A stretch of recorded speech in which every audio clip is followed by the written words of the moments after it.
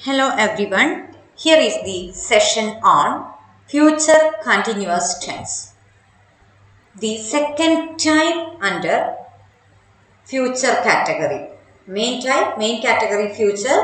Under that we have four subdivisions, and here I would like to explain the second type under future category. Future tense. This is future continuous tense.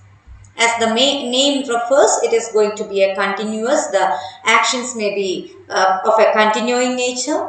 And let us see what kinds of action. The first idea that we have to have about any tense is the usage. That is, what kind of action or what kinds of actions can be referred using this particular tense.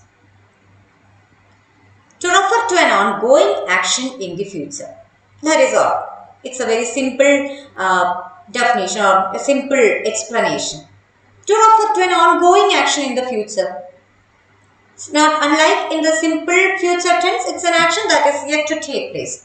You do not mention about its continuity or possible continuity. But here, the action should be of a continuing nature if you want to opt for this tense for representing it. Helping verbs are will be and shall be. The same flexibility, I or we, I and we can take a shall be, and any other subject may take will be, or in a flexible manner without having any constraints of this kind. Two helping verbs are available. That is always there.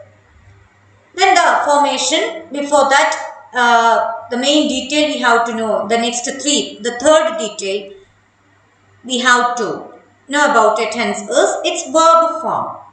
As it's a continuous tense, it's clear that the verb should be in its ing form. Reading. If it is read, it should be reading. Reading, singing, teaching, listening, all the ing forms. The ing forms only should be used in this particular category. So any continuous tense, not just with this tense, but any continuous tense, it takes ing form of the verb only. Let us see constructions, and we will the ideas will be more clear. I shall be reading means a person says that okay, I shall be reading. In the future, I shall be reading. So tomorrow, the coming days, I shall be reading. It will be an ongoing process in the future. It's not something about past or present. I shall be reading. Okay, I would like to go for a trip. Then another person says, okay, will you accompany me? No, and the person wants to say, I shall be reading. I shall be reading.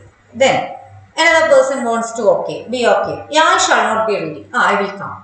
So such situations of when we have to say about a possible ongoing nature of an action or a continuity, the possibility of a continuity, and then you want to deny something, want to be okay with something, and this tense can be of help. Shall I be reading? Shall I be reading? So you form a question out of the same notion. We shall be teaching. We shall be teaching. Think about an academic, a day of being on duty. A teacher can say that we shall be teaching about an hour. Yeah, we know about our timetable. A teacher knows about his or her timetable. So that, yeah, you can say we shall be teaching. A person wants to get an appointment. But a person can say, okay, during that time I shall be teaching. So obviously a future action and of a continuing nature too. I shall be teaching, we shall be teaching. But sometimes you can say, okay, we shall not be teaching. Okay, you may come, we shall not be teaching.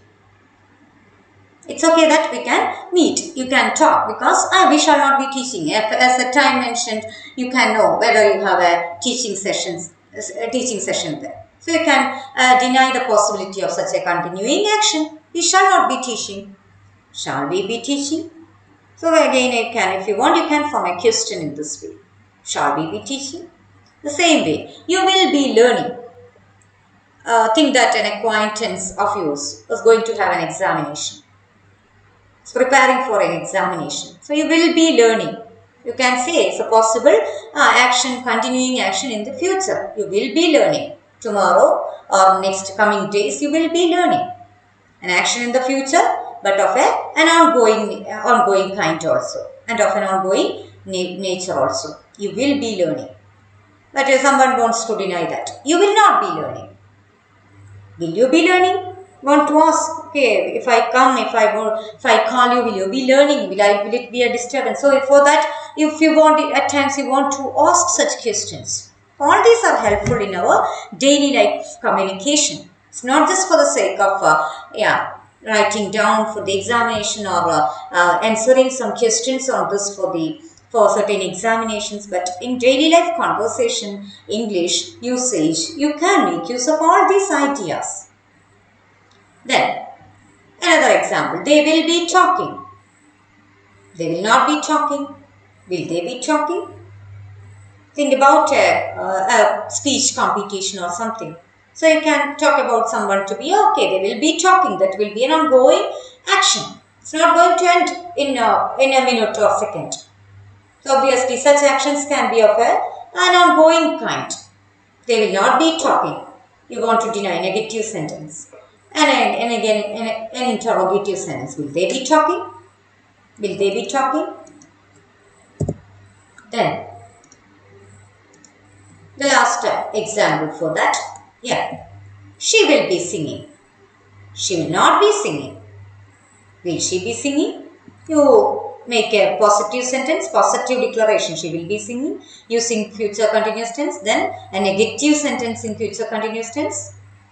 And then again an interrogative sentence using future continuous tense. So you can make things very clear, get the ideas very clearly well by opting for constructing. You opt for, you write down a sentence, a positive sentence first in any tense, then you try to make the negative sentence, then an interrogative sentence. And to change it, do it with many, try it with the different subjects, different helping verbs if available, try with that. And then ideas will be more clear. So future continuous tense is all about an ongoing action in the future. That's all. But it's not. The action should be of a continuing nature if you want to make use of this construction. So thank you so much for listening.